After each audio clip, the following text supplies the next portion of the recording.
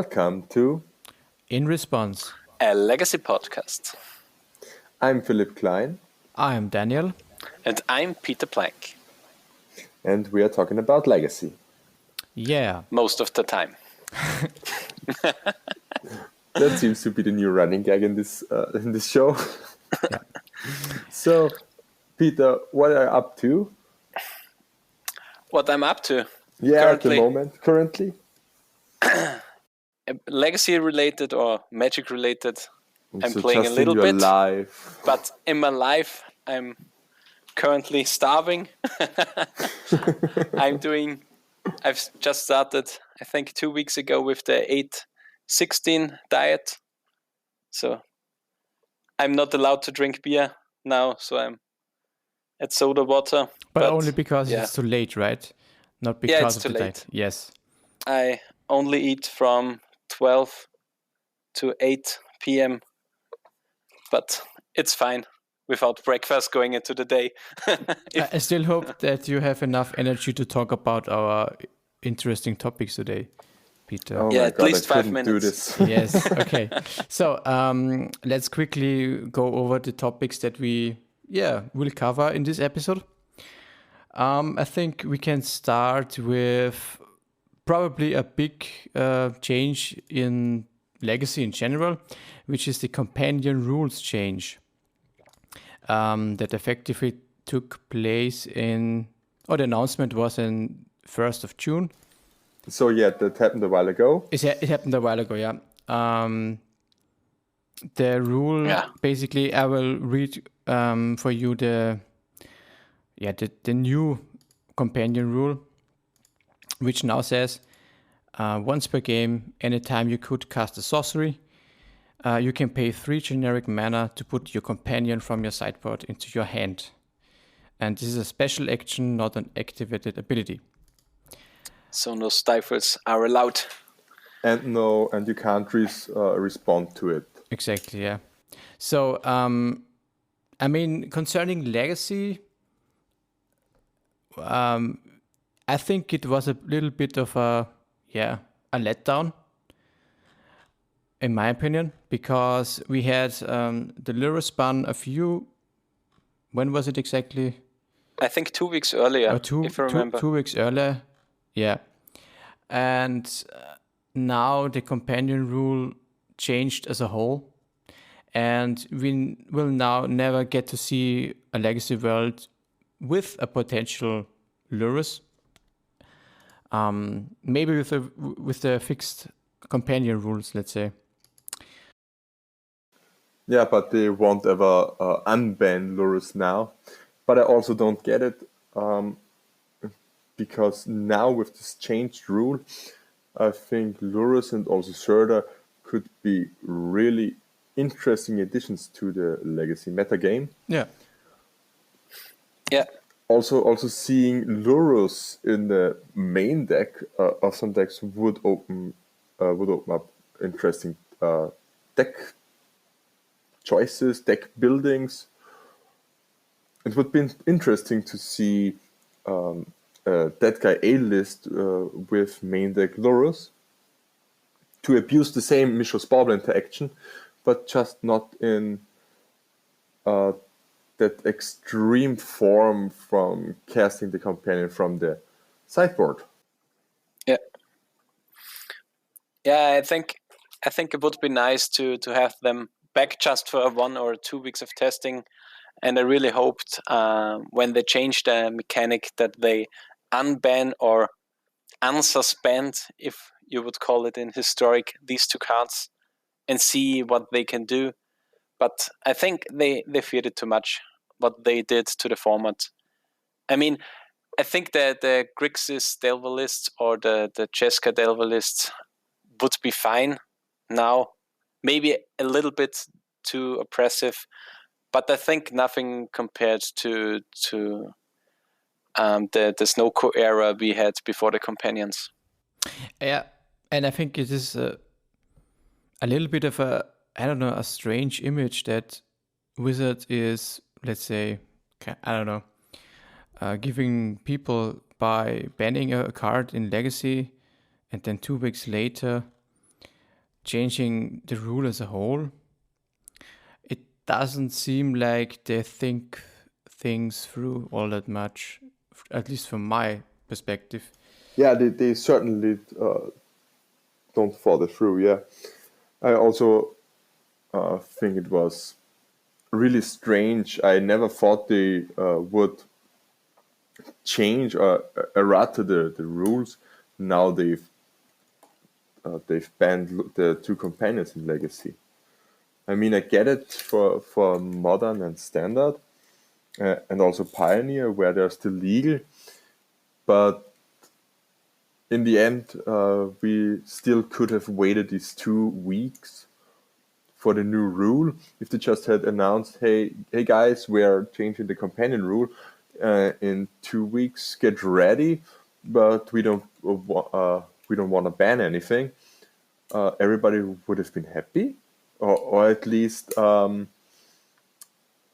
it would have put a lot of Pressure?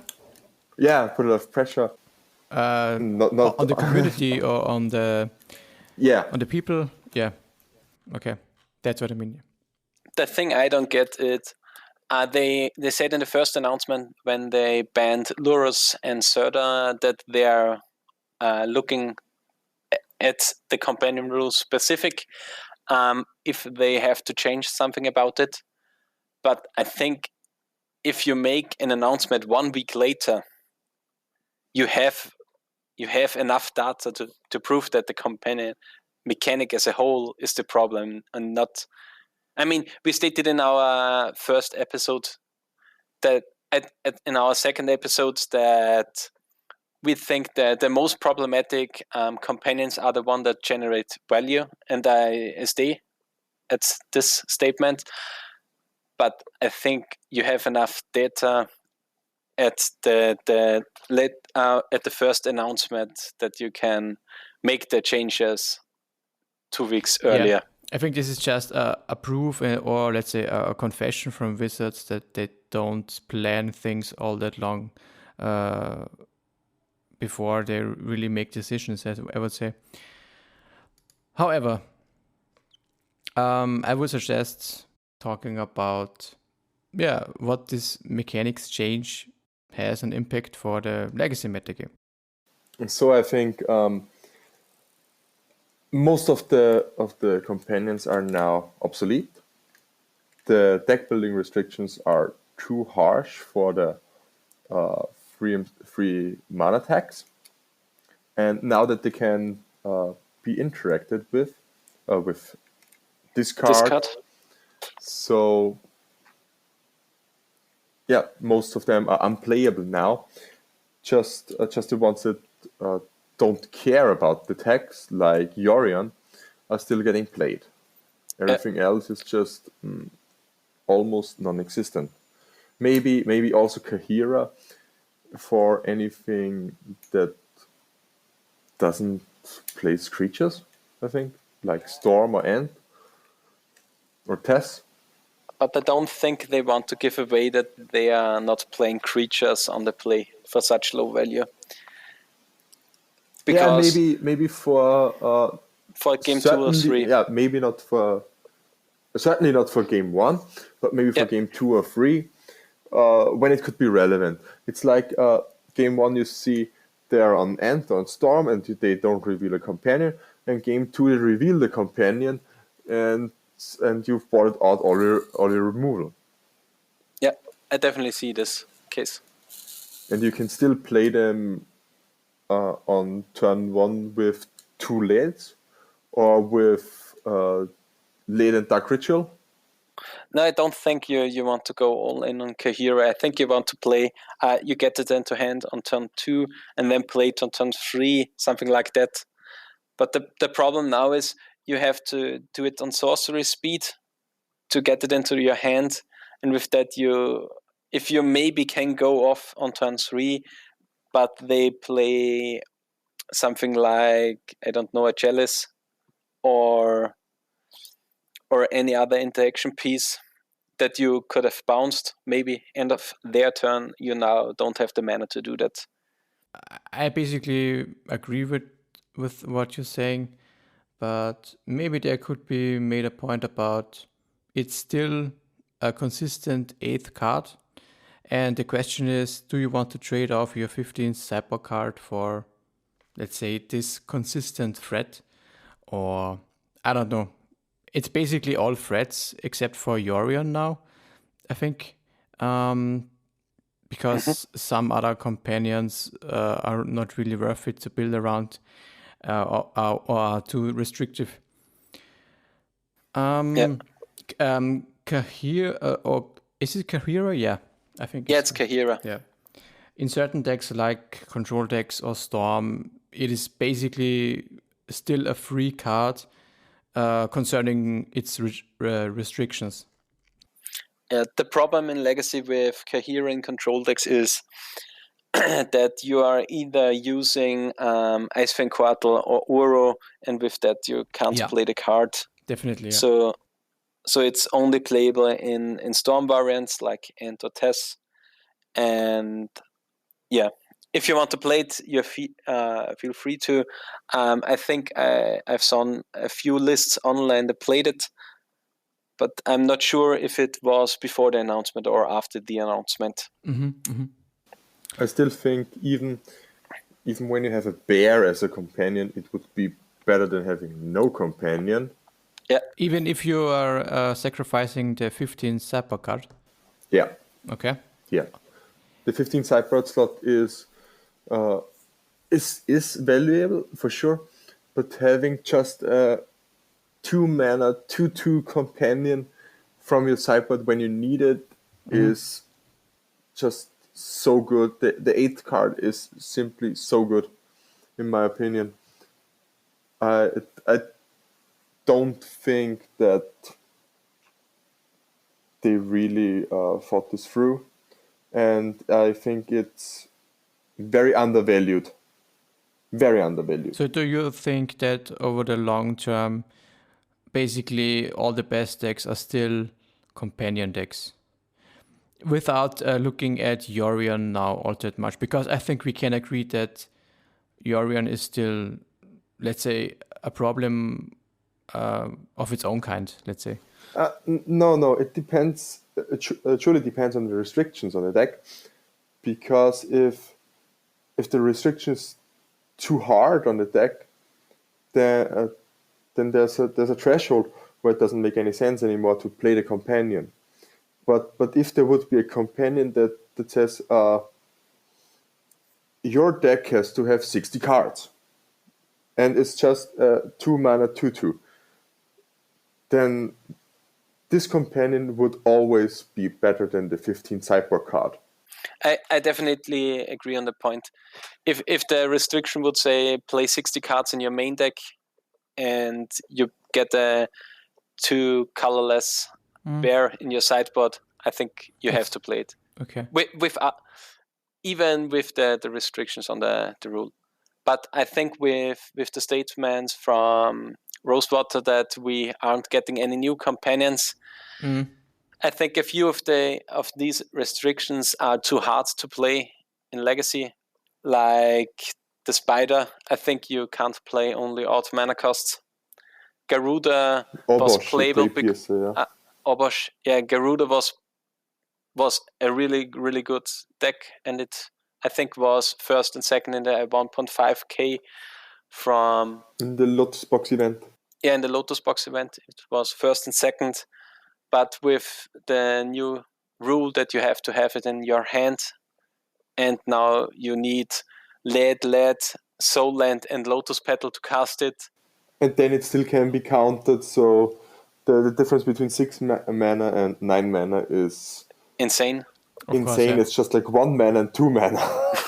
The difference is just so huge. It's really, really huge. And the problematic with Garuda was that you were consistently getting it on turn 1 because you could mull down to worst case 2 cards and win on turn 1.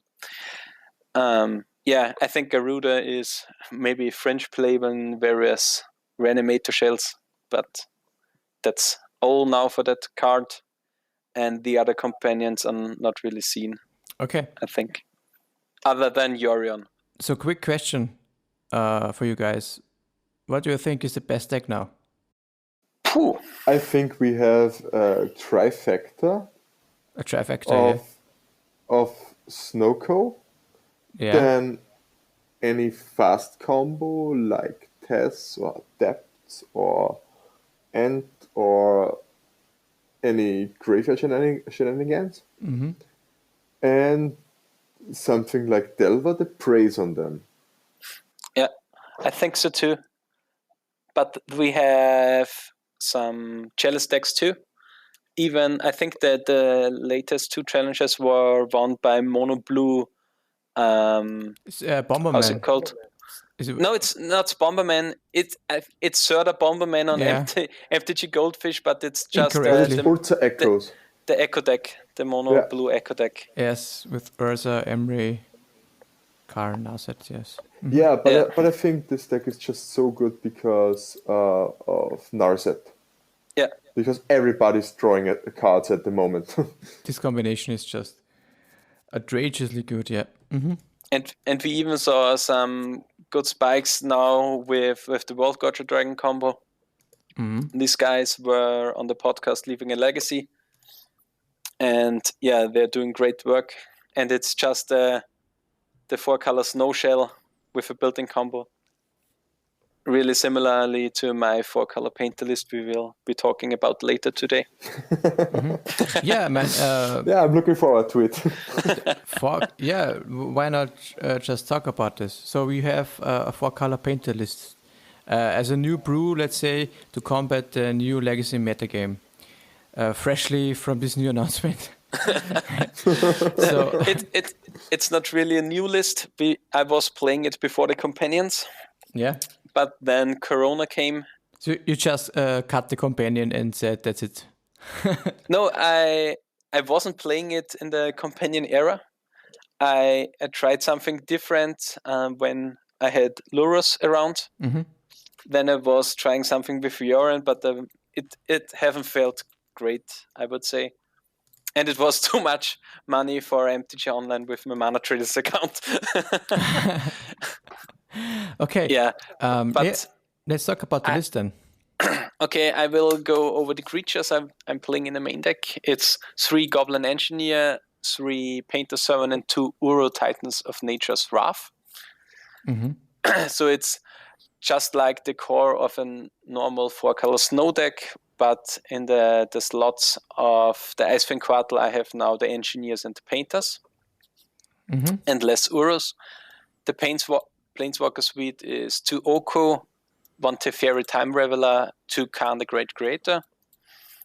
So I just moved the Khans as additional win conditions in a Planeswalker spot. Yeah, in a Painter's deck, Khan is a very good card. It's necessary. It's necessary. Khan is a 1-card combo because you get it down, you get the first piece, the next turn you get the second piece, and normally you have enough mana to combo on the second turn. Yeah, and in some cases you just go Khan into Lattice and that's it. Yeah, that's another reason too. Then for Brainstorm for Pounder, like every deck, 2 Pyroblast, 2 Whale, because you play Painter and they're good if a lot of blue is running around. 3 Swords to Pernusch as removal, and 4 Force of Will and 2 Terminus as a mass removal spell of choice. And I think it is necessary to combat the go white decks. Then for Arcom's Astrolabe, 2 Grindstone, because I think 3 are not necessary, and I felt that I was, and I have Khan to get the third one from the sideboard. The mana base is mostly similarly, but I play 1 Academy Runes to get back the combo pieces if they get Abrupt Decay or something like that. Then sideboard a small wish board with 1 Engineered Explosives, 2 Tormod Script to board in if I'm playing against Graveyard, 1 Gravedigger's Cage, 1 Grindstone, 1 Painter Servant, and 1 Lattice, so that you have the win condition with Khan. Then I'm playing 2 additional Pyroblasts, a 3rd Veil of Summer in the sideboard, a split, 1 Abrade, and 1 Return to Nature. then 1 Intuition and 1 Divine Reclamation to combat the blue soup decks. Because if you're Intuition for Oku Uro and Divine Reclamation, it's insane. If you're Intuition for Painter, Grindstone, Divine Reclamation, it's good too. And the one spot I'm trying out currently is Clothis, God of Destiny, the new card from Theros. I really like this card. I thought about it, and I did play it even in Rock Delver in the set, but also to just test it out. I think if it sticks, it really is a win con that is hard to deal with, I would say. Yeah, the problem is you don't really have exile removal for enchantments. Yeah. Because this creature will never get the creature in my deck. Yeah, and because everyone plays Oko and relies on the +1 from Oko, on the Elk King. Mm-hmm. And this one avoids it completely. Yeah. And wins the game. I mean, it's not over multiple turns. It's a little bit slow. Yeah, it's not the greatest graveyard hate, or the greatest clock, but it just accumulates over time and it puts you into a winning position. It's like a Sylvan Library, but not with the card draw, just with the resources you get. Yeah, it's a 4-point life swing each turn. Yeah, basically. at one point they have to deal with it. Yeah. And they can't. And they can't. Maybe if you play something like Celestial Purge or so. Yeah, Celestial Purge is, I think, the literally only card. I mean, the only playable card. Mm-hmm.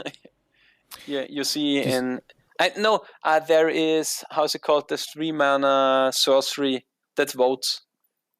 Council's Judgment? Council's Judgment is another one.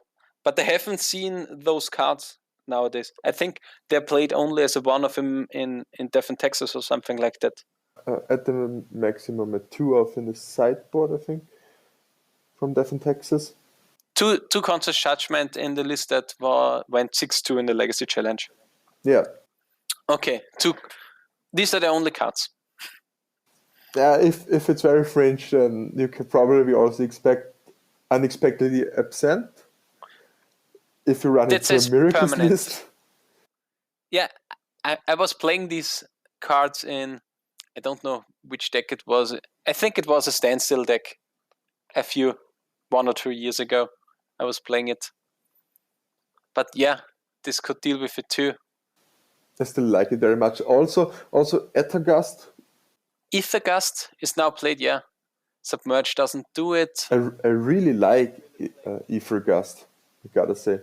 I think it should be played or just tried out in Legacy to combat the Okos, the Clothis, the Uros. Yeah, I think it will come.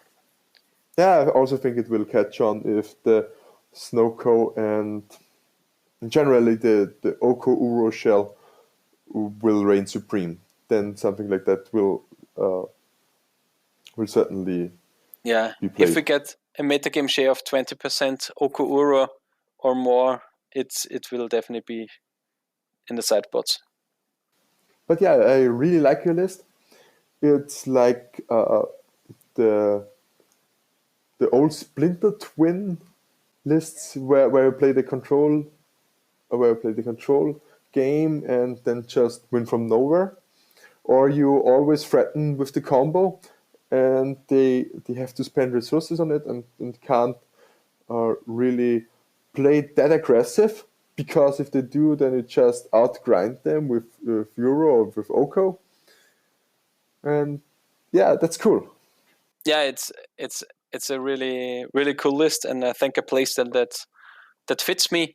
I think one thing I do wrong is that sometimes I play a little bit over aggressive with my protection spells, but the one thing that is really, really good in these kind of decks, I'm not really relying on the Painter or on the Grindstone.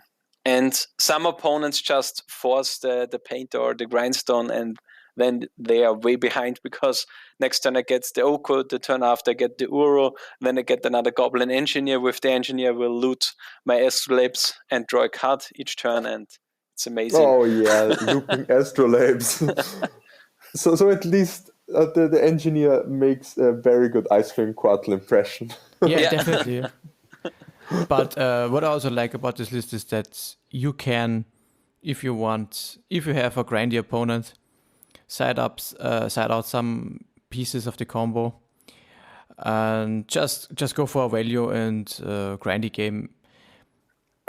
What I really like against blue soup decks is I go down to 1 Painter, 1 Grindstone. Yeah. I bought out the 2 Terminus and I think 2 Force of Will. Then I get 1 Intuition, 1 Clovis, 1 Divine Reclamation, 2 additional Pyroblasts, 1 Whale, and then I think the Engineered Explosives is another card I bought in. Also, the Academy Ruins is very spicy. Yeah, Academy Ruins is something you have to deal with. And one thing I like is that I can play Mystic Sanctuary in my Artifact combo deck.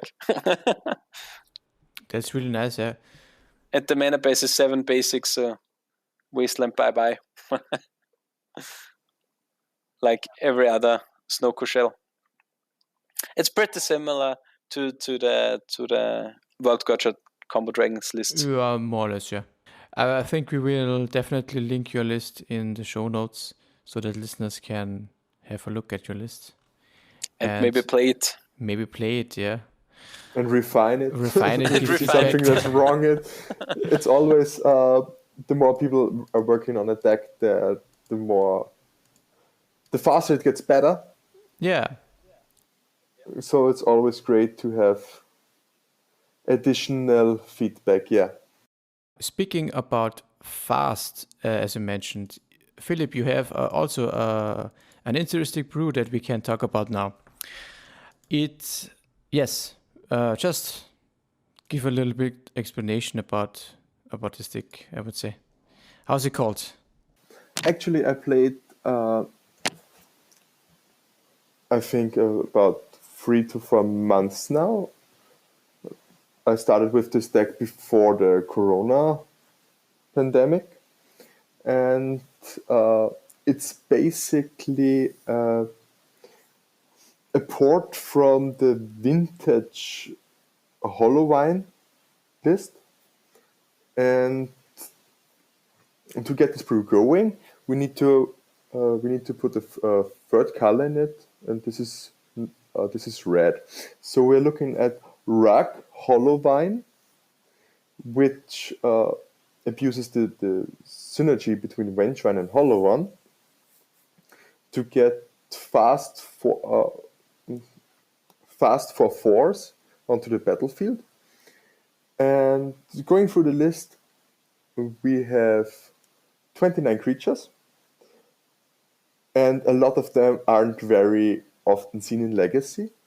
So we have 4 Basking Root Dwellers, 4 Tinderwall, 4 Bazaar Trade Mage, 3 Flamewake Phoenix, 4 Vengevines, 4 Hollowone, 2 Ox of Agonas, and 4 Street Wraith. For the Root Dwellers, you need them for triggering Vengevine, and also to get some pressure going if you have nothing else. The Tinder Walls look very strange at the first sight, but actually they're really great for ramping. Triggering Vengevines, basically. Also triggering Vengevines, yeah, for sure. And to enable a turn 2 Trade Mage or a turn 2 Flamewake Phoenix, the Tinder Walls are also very great. The Trade Mages are the poor man's legacy choice of a Bazaar of Baghdad. So they basically read, for 2 and a blue, it's a 3/4 flyer, which enters the battlefield and you draw 2 cards and discard 3 cards. So it's basically card disadvantage. But when you discard 3 cards, then all your hollow ones will cost 0 to play. So if you happen to have 3 cards in hand, or 4 cards in hand, play the Trade Mage, draw 2, and have two hollow ones, you discard the 3 and cast the 2 hollow ones for free, triggering Vengevines on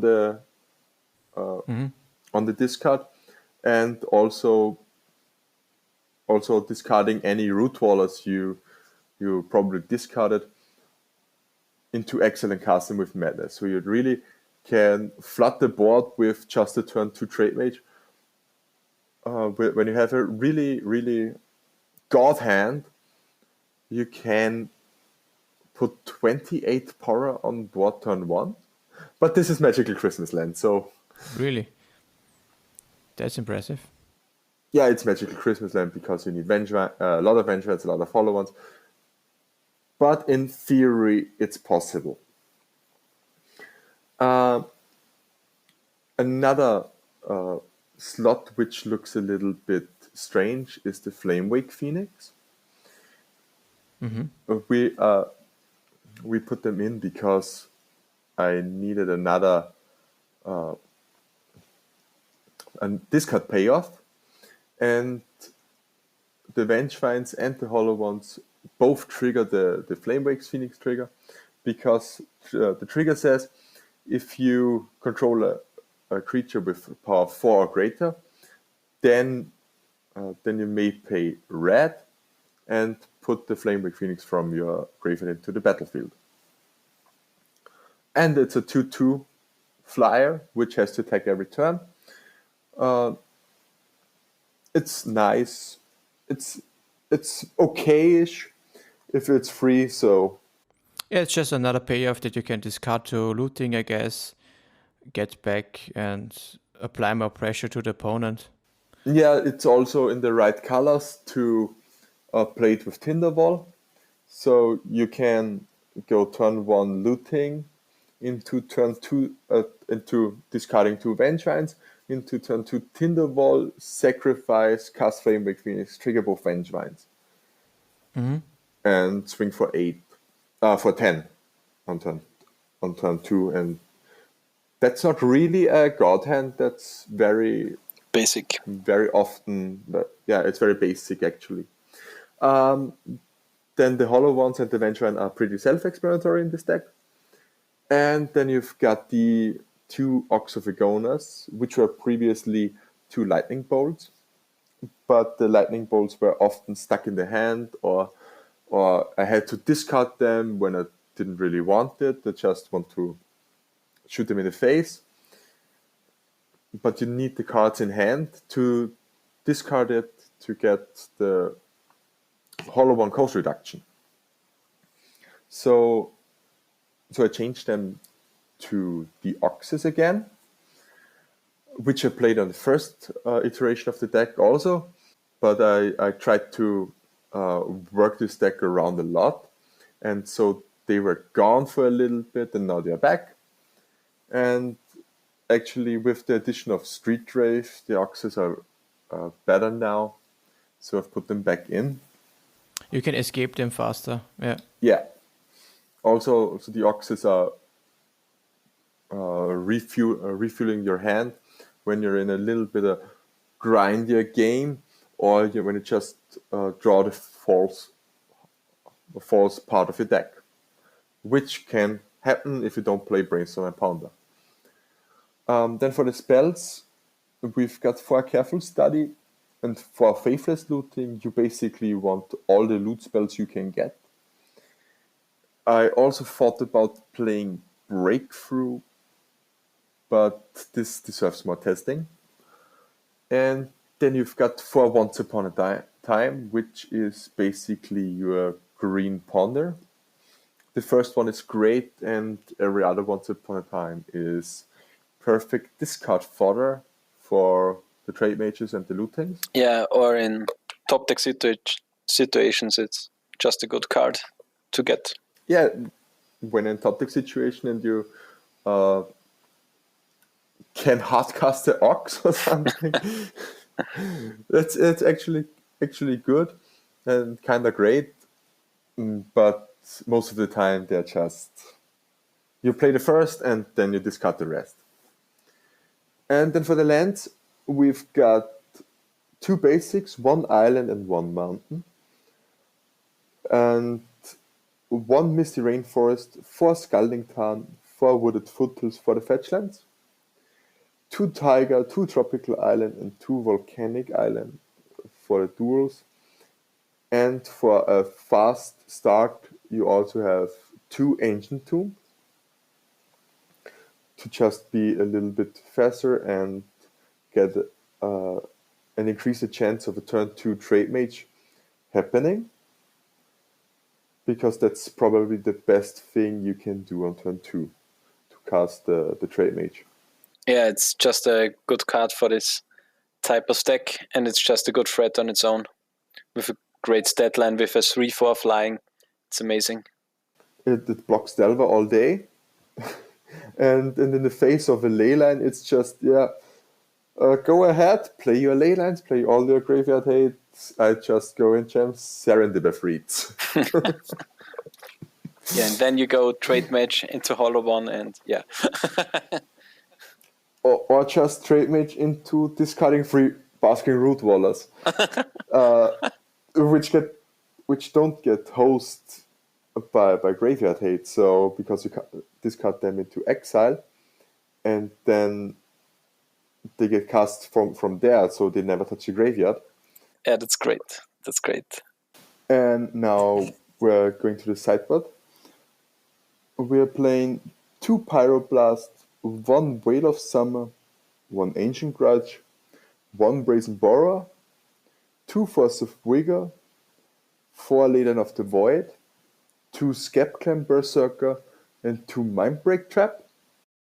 The Scapclan Berserker are really, really great versus combo like Enter Tess, and also the Mindbreak Trap. You need it versus Veil of Summer, and most of the time they won't see it coming because you're a blue deck and they expect something like Force of Will after sideboarding or Force of Negation. Yeah, Flusterstorm, yeah. Or Flusterstorm, yeah. And most of the time they don't expect the trap. And the Scapclan Berserker synergizes well with the Vengevine plan, while also putting a very good iteration of Eidolon Of the Great Travel onto the battlefield. Yeah. This card is amazing. When I first started with Magic, this card was in literally every red deck I played. After I got back into it, after I saw the card, because it's way too good. And even against control or something like that. I mean, it's not the plan A you want to do, so you don't have the plan No, to it's it. not the plan A, but if you expect a lot of graveyard hate or simply just, I don't know, Leo Walls or Narset, you can just put this in off the boarding and go to town. All the cantrips do damage them now, and yeah, and you can play it turn 2 of a Thunderbolt, which is amazing. yeah, and you even really the Tinderwall ramp is what makes this card really tick. If you play it fairly on turn 3, it's very underwhelming, but on turn 2, the damage adds up fast. If you play turn 1 Faithless Looting, discard, I don't know, Vengevine, Rootwaller, and turn 2 you go Tinderwall, Scapclan Berserker, it's trigger, Vengevine. It's amazing. Yeah, then you look at, I think, 4 damage turn. No. 4 damage from the Vengevine for 5, for 2 for 7. Then there are 13, and even if they have the turn when you're on the play, even if they have the turn 2 kill, it's very hard for them to fight through the Berserker triggers. They have to play, I think, 6 spells prior to dealing with it, so they can't storm into it. They have to remove the Scapclan Berserker before doing something. So it's really, really good. Yeah, then the 2 Pyroblasts are for sure versus the Oko matchups. You just need to kill it. Yeah, I think you need it against something like Show and Tell too. Yeah, for Show and Tell you just Pyroblast every cantrip. They have to go off turn 4 or 5, and then you should be faster. Hopefully. Leyline of the Void is also very self-explanatory versus the graveyard decks. The one thing I'm not sure is actually Force of Vigor, if it shouldn't be Return to Nature or Wild. Yeah, I mean, Force of Vigor is really good, but I think there are the Chalice decks are not really here nowadays. I've seen less of them. If the Chalice decks will rise, you need the to remove then more. Then you need for sure the Force of Vigor. Yeah. But I think I will change it to Wild because they got cycling. Yeah, these are good. And even if it's dead, I can cycle it and probably draw a hollow one which I can cast for less mana then, yeah? Yeah, it's the little things that matter nowadays. And cycling is a really big thing. But yeah, this deck is really fun. It's very off the wall. Nobody expects it. So you've got Brewer's advantage. Yeah. And you just eat the snow or the mid-range piles alive with a decent draw. I mean, yeah, if you mull to Oblivion, then no deck can win. But with a decent draw, almost no control or mid-range deck stands a chance because you look at 10 to 12 damage turn 2 and Leaf Flom turn 3. Sometimes even 8 damage turn 1 and 20 turn 2. So you're definitely very fast, but because you don't play Pond and Brainstorm, you lack a little bit of consistency. Yeah, and the blue decks are a little bit better in top decking than you. But one thing you have is the 4 Faithless Looting in the graveyard are really, really good. You have effective 12 looting spells, so this is great. And yeah, I think this is a really, really cool deck, innovative deck. You can play, you gain the Brewer's advantage. And yeah, it's something that you personally like to play, and that shows your play style. That's the greatest reason, actually. And who knows, maybe decks like that, maybe they only need just 1 or 2 new strong additions to make them suddenly broken. Yeah. Definitely. But I gotta say, this deck is not... I'm not the inventor. I'm just the brewer who puts it... how do I say it? Who brings it forward, who tries to bring it forward. Because the first iteration of this deck, the first list I got from this deck was from Nate from the Eternal Turtles podcast. I reached out for him and I DM'd him on Twitter, and he got me the list. And I tried to play with the numbers, try to refine it a little bit, and then I brewed with a friend of mine. With Chris, we talked in the Discord, and we got through basically he said, why don't you take a look at Modern Hollow One and get some inspiration from there? And that's what we did. We put in the Street Wraiths, we put in the Flamewake Phoenix, And also we put in the Once Upon a Time and cut a lot of grindy and mid-rangey cards for even more explosiveness and more consistency in our draws. And yeah, that's the list we got now. Very good. Very good. I think normally we would have talked about another thing for this episode, but since we are basically running out of time, I think we have to make it to an end today. And so I hope you have enjoyed this episode number 3 of our podcast. If you want to reach out for us, you can find us on Twitter @response_legacy. You can find me on Twitter @PhinekMTG, PHINEKMTG.